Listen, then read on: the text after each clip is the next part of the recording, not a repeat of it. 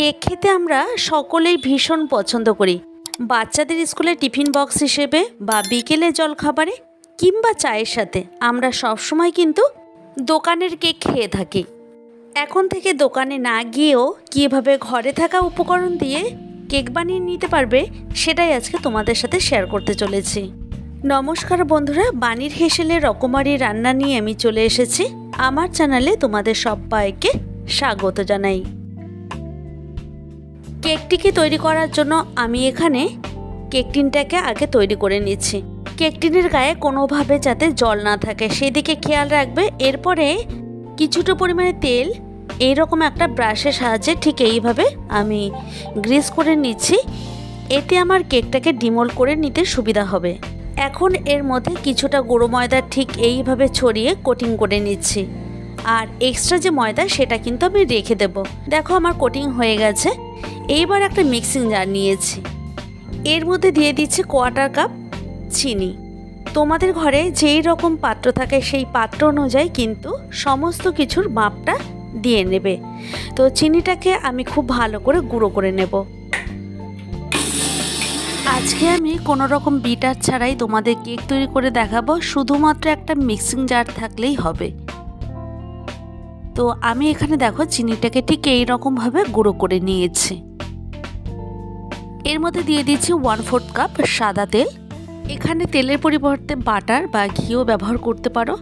কেকটি তৈরি করার জন্য আমি এখানে একটা ডিম ব্যবহার করব। তো ডিমটাকে ফাটিয়ে নিলাম। এবার মিক্সিং জারের মুখটা বন্ধ করে নিচ্ছি। এবার খুব ভালো করে এটাকে মিশিয়ে নিতে হবে।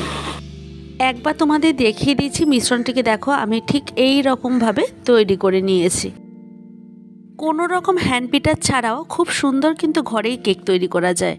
তো এইবার ফ্লেভার দিয়ে দিচ্ছি এখানে অরেঞ্জের ফ্লেভার। তোমাদের যদি ঘরে থাকে ভ্যানিলা তাহলে সেটাও দিতে পারো, বা কোনো রকম ফ্লেভার ছাড়াও যদি এখানে লেবুর খোসা ব্যবহার করো তাতেও কিন্তু কেকের থেকে খুব সুন্দর একটা স্মেল বেরোবে।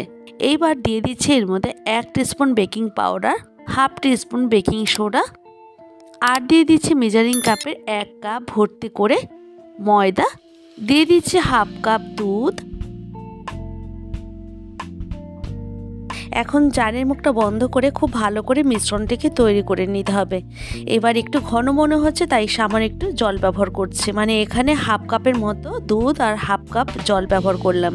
এখন জারের মুখটা বন্ধ করে নিয়ে আবার একবার ঘুরিয়ে নেব। এতে মিশ্রণটি কিন্তু খুব সুন্দর তৈরি হবে। দেখো আমি এই রকমভাবে মিশ্রণটিকে তৈরি করে নিয়েছি।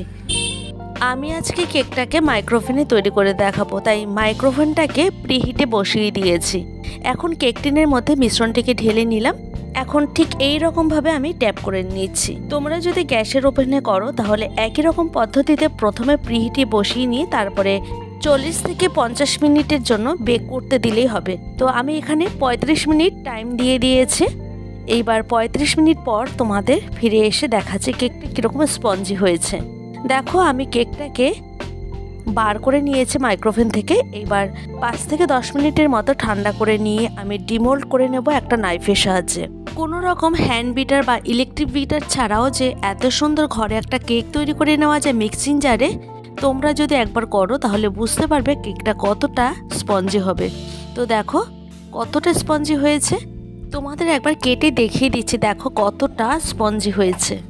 যদি আমার চ্যানেলে এই ধরনের আরও নিত্য নতুন ভিডিও পেতে চাও তাহলে অবশ্যই প্রচুর লাইক কমেন্ট শেয়ার করো।